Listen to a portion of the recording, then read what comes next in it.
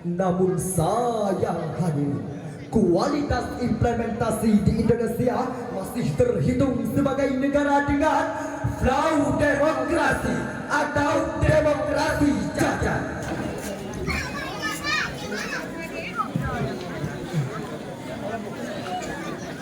Assalamualaikum warahmatullahi wabarakatuh.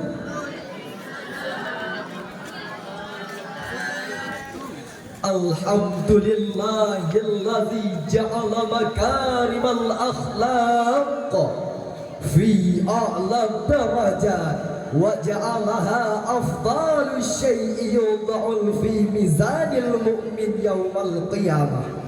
Assalatu wassalamu ala rasulillah wa ala alihi wa ashabihi wa man tabi'a risalatahul azizah.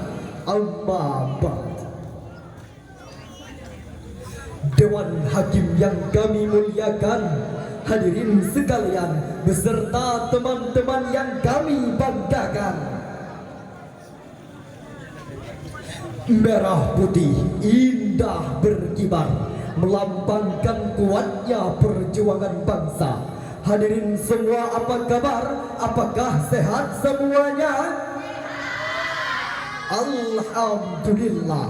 Hadirin yang dirahmati Allah, di Economist Intelligence Divisi Penelitian dan Analisis Ekonomis Group yang berpusat di London, Inggris menyatakan bahwa Indonesia merupakan negara demokrasi terbesar ketiga di dunia setelah Amerika dan India.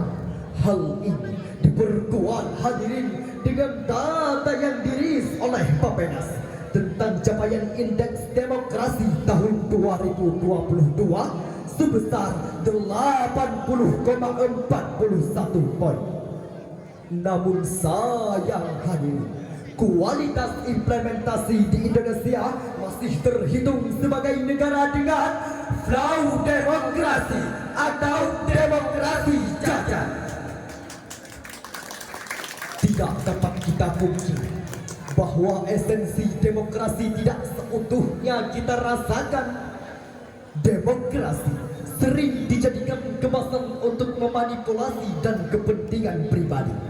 Bukankah kita semua menyaksikan hadirin praktek kolusi, korupsi dan nepotisme tak kunjung berhenti? Politik terus dilakukan para elit negeri. Kasus-kasus hukum berani dibayar beli.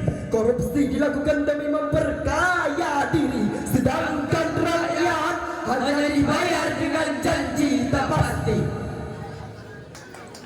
Kue-kue kekuasaan dibagikan berdasarkan jasa.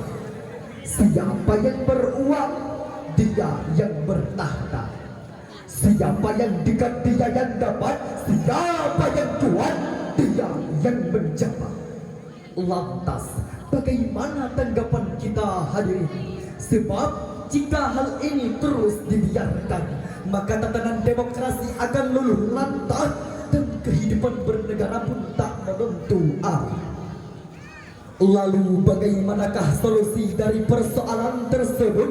Sebagai jawabannya, etika berdemokrasi dalam perspektif Al-Quran. Itulah yang merupakan judul syarahan kami pada kesempatan kali ini dengan rujukan firman Allah dalam surah Ali Imran ayat 159 yang akan dibacakan oleh qari kami berikut ini. A'udzu billahi minasy syaithanir rajim.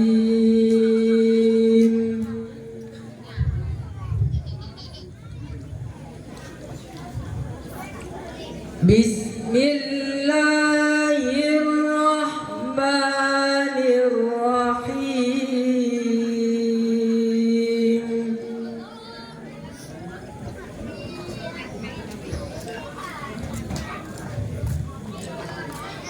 فبما رحمة من الله لنت لهم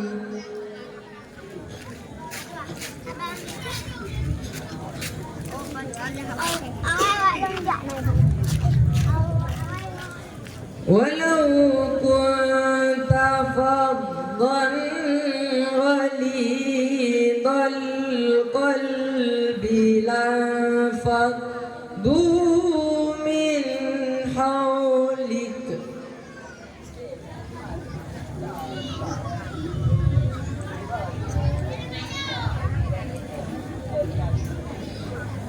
فاعف عنهم واستغفر لهم وشاورهم في الأمر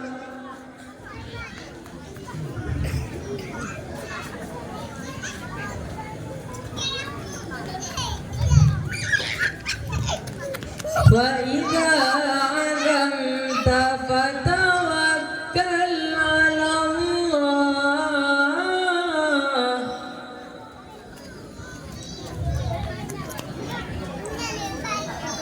إن الله يحب المتوكلين. Aku berlindung kepada Allah dari godaan-godaan syaitan yang terkutuk. Dengan menyebut nama Allah yang Maha Pengasih lagi Maha Penyayang, maka berkat rahmat Allah engkau Muhammad berlaku lemah lembut terhadap mereka. Sekiranya kamu bersikap keras dan berhati kasar, tentulah mereka menjauhkan diri dari sekitarmu.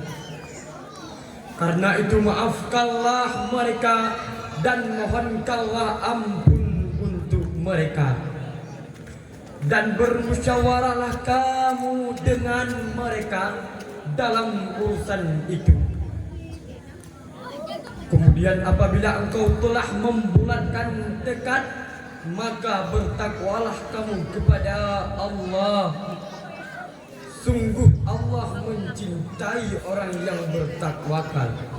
Dewan Hakim, hadirin yang kami muliakan, Syekh Profesor Dr. Wahbah Az-Zuhaili dalam tafsir Al-Munir beliau menjelaskan bahwa ayat tersebut merupakan perintah Allah untuk musyawarah dalam segala aspek kehidupan. Ayat tersebut diawali dengan kalimat fi'il amr wa syawirhum fil amr. Kaidah usul fikih menyatakan al-aslu fil amri lil wujub. Pada suatu perintah adalah wajib. Hal ini sejalan dengan A'id Al-Qarni dalam tafsir Al-Muyassar beliau menjelaskan ay wa syawirhum fil umur allati tahtaju ila musyawarah, yakni bermusyawarahlah kalian dalam setiap perkara yang harus dipermusyawarahkan. Kemudian timbul pertanyaan, bagaimanakah prinsip musyawarah di Indonesia? Alhamdulillah hadirin, musyawarah menjadi salah satu bagian dasar dalam berdemokrasi di Indonesia. Sebagaimana yang termaktub dalam Pancasila sila keempat yang berbunyi, kerakyatan yang dipimpin oleh hikmah kebijaksanaan dalam permusyawaratan perwakilan. Kita bangga hadirin dengan perwujudan demokrasi di Indonesia yang tidak bertentangan dengan ajaran agama, seperti terselenggaranya pemilihan umum, terlaksananya musyawarah mufakat, berdirinya lembaga-lembaga negara, dan adanya kebebasan berpendapat. Betul hadirin. Namun sayang hadirin, yang menjadi ironis dan memprihatinkan, menurut pengamat politik Biosigit Prasetyo, di tahun 2024 yang lalu nilai demokrasi mengalami degradasi. Hal ini dibuktikan dengan munculnya 205 kasus pelanggaran terberat di antara semua pelanggaran pemilu. 57 kasus pelanggaran hukum, 50 kasus pelanggaran administrasi, dan 10 kasus pelanggaran pidana. Hal ini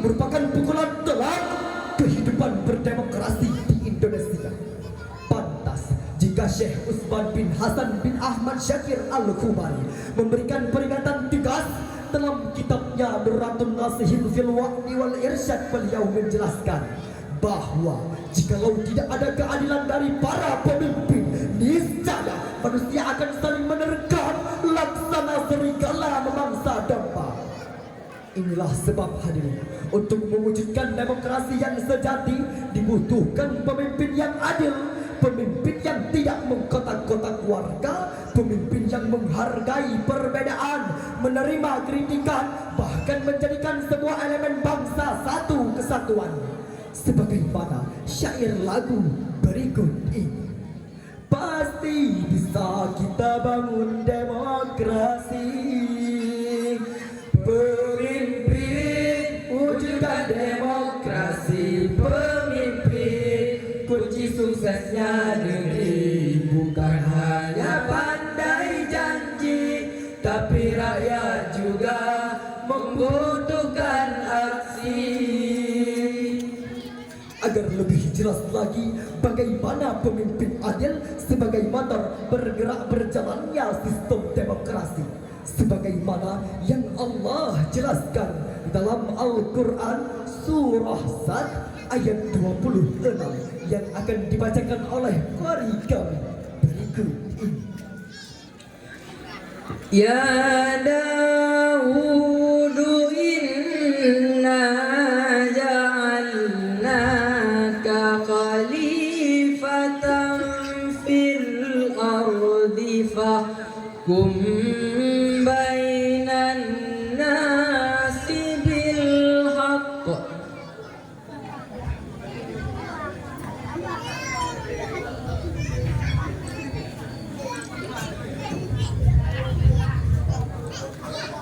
Fahkum bainan nasi bil haqqi wa la tattabi'il hawa fayudillaka an sabilillah.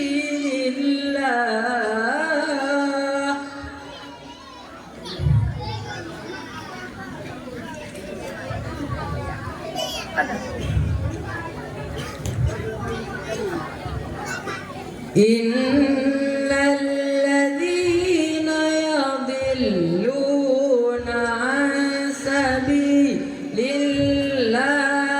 lahum adzabun syadid.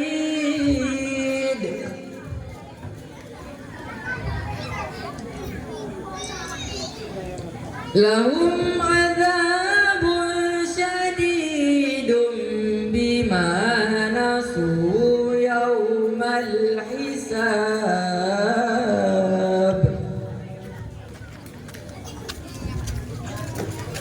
Wahai Daud, sesungguhnya engkau kami jadikan khalifah penguasa di bumi. Maka berilah kami keputusan perkara di antara manusia dengan adil. Dan janganlah engkau mengikuti hawa nafsu, karena akan menyesatkan engkau dari jalan Allah. Sungguh orang-orang yang sesat dari jalan Allah akan mendapat azab yang berat, karena mereka melupakan hari perhitungan.